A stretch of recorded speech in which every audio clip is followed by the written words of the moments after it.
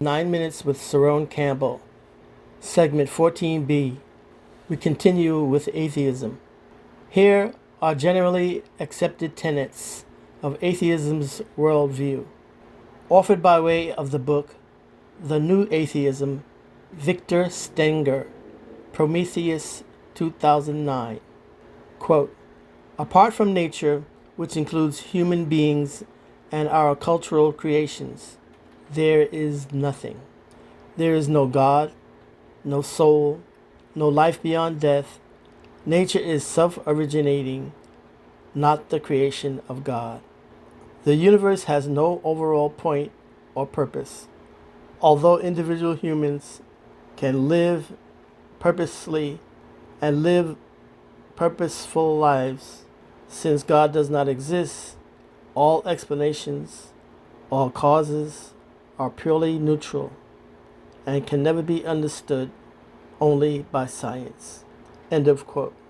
My observation of the atheism literature is that all of them, atheists, eventually make claims about religion and about believers which go far beyond the position of mere disbelief in God, which I take to be the distinguishing mark of an atheist. Therefore, their collection of views, closely held, makes it more ideology-like, away from their collective stance on their main tenet, strongly defined as the denial of God. After engagement for some time, their genuine sentiment is revealed, which is that they want believers to deny the existence of God on empiric grounds, which is an illogical quandary because deism was never based in empiricism, nor is theism today. Let's take a look at a few more popular arguments by atheists against God. One popular argument used by atheists is the argument of evil. Overview.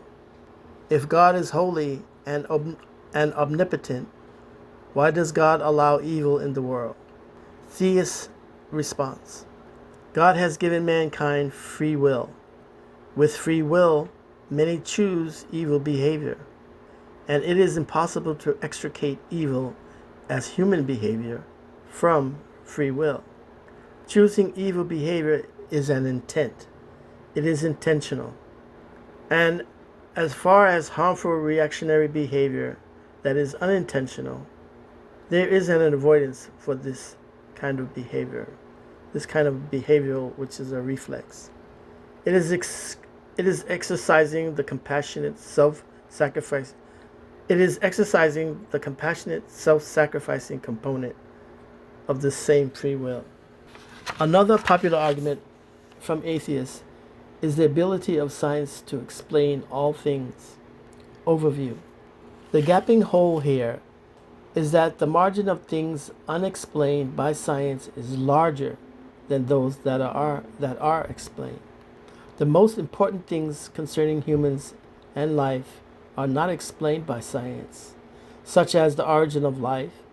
When is the exact moment that life is quickened after pregnancy conception? Or what is the purpose for mankind? This widening gap will never close until the science of metaphysics is reestablished, reducing the importance of worldview. Worldview is the core. It is core to the nature of who you are, so much so that one does not argue for their worldview.